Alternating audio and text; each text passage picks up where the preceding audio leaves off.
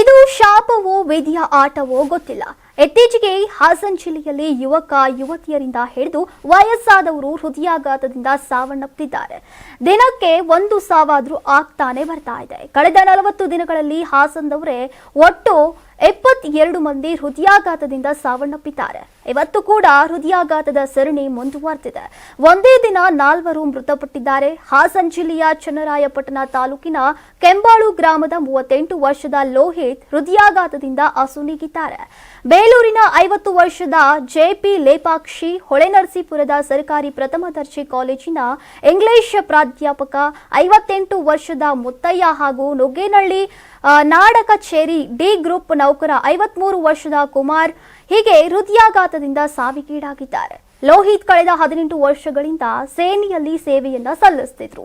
ರಜೆಯಲ್ಲಿ ಊರಿಗೆ ಬಂದಿದ್ರು. ಅವರು ಜುಲೈ 3ರಂದು ರಜೆ ಮುಗಿಸಿ ಕರ್ತವ್ಯಕ್ಕೆ ಮರಳುವವರಿದ್ರು. ಆದ್ರೆ ದುರಾದೃಷ್ಟ ವಶಾತ್ ಎನ್ನುವಂತೆ ಇಂದು ಹೃದಯಾಘಾತದಿಂದ ಮೃತಪಟ್ಟಿದ್ದಾರೆ. ಹಾಸನ ಜಿಲ್ಲೆಯ ಚನ್ನರಾಯಪಟ್ಟಣ ತಾಲೂಕಿನ ನುಗ್ಗೇನಹಳ್ಳಿ ಗ್ರಾಮದ ನಾಡಕಚೇರಿ ಡಿ ಗ್ರೂಪ್ ನೌಕರ ಕುಮಾರ್ಗೆ ಭಾನುವಾರ ರಾತ್ರಿ ಮನೆಯಲ್ಲಿ ಮಲಗಿದ್ರು. ಈ ವೇಳೆ ಎದೆನೋವು ಕಾಣಿಸಿಕೊಂಡಿದೆ. ತಕ್ಷಣವೇ ಅವರನ್ನ ಚನ್ನರಾಯಪಟ್ಟಣ ಖಾಸಗಿ ಆಸ್ಪತ್ರೆಗೆ ದಾಖಲಿಸಿದ್ರು.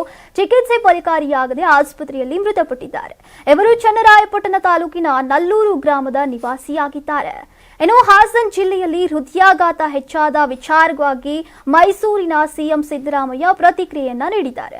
ಆ ಬಗ್ಗೆ ಪರಿಶೀಲನೆ ನಡೆಸುತ್ತೇನೆ. ಹೃದಯಾಘಾತ ಹೆಚ್ಚಾಗೋಕೆ ಕಾರಣ ಏನು ಅನ್ನೋದಕ್ಕೆ ತಜ್ಞರ ಮೂಲಕ ಮಾಹಿತಿ ತರಿಸಿಕೊಳ್ತೇನೆ.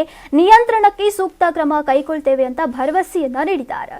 2 ದಿನಗಳ ಹಿಂದಷ್ಟೇ ಹಾಸನ್ನ ಸಿದ್ದೇಶ್ವರ ನಗರದ ನಿವಾಸಿ 37 ವರ್ಷದ ಗೋವಿಂದ್ ಅಣ್ಣೂರು ಹೃದಯಾಘಾತದಿಂದ ಮೃತಪಟ್ಟಿದ್ರು. ಆಟೋ ಚಾಲಕರಾಗಿರುವಂತಹ ಗೋವಿಂದ್ ಅವರಿಗೆ ಆಟೋ ಚಲಾಯಿಸುವಾಗ ಎದೆನೋವು ಕಾಣಿಸಿಕೊಂಡಿತ್ತು. ಕೂಡಲೇ ಅವರೇ ಆಟೋವನ್ನ ಚಲಾಯಿಸಿಕೊಂಡು ಜಿಲ್ಲಾಸ್ಪತ್ರೆಗೆ ತೆರಳಿದ್ರು. ಆದರೆ ವಿಧಿ ಎಂಬಂತೆ ಆಸ್ಪತ್ರೆಯಲ್ಲಿ ಹೃದಯಾಘಾತದಿಂದ ಮೃತಪಟ್ಟಿದ್ರು.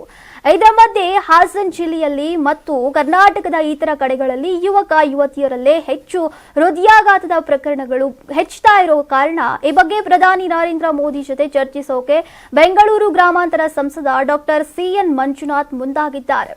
ಹೃದಯಾಘಾತ ನಿಯಂತ್ರಣಕ್ಕೆ ಸಂಬಂಧಿಸಿ ಸಿಎನ್ ಮಂಜುನಾಥ್ ಈಗಾಗಲೇ ಕೇಂದ್ರ ಆರೋಗ್ಯ ಸಚಿವ ಜೆಪಿ ನಡ್ಡಾ ಹಾಗೂ ಕರ್ನಾಟಕ ಆರೋಗ್ಯ ಸಚಿವ ದಿನೇಶ್ ಗುಂಡೂರಾವ್ ಅವರ ಜೊತೆ ಚರ್ಚೆಯನ್ನ ಮಾಡಿದ್ದಾರೆ.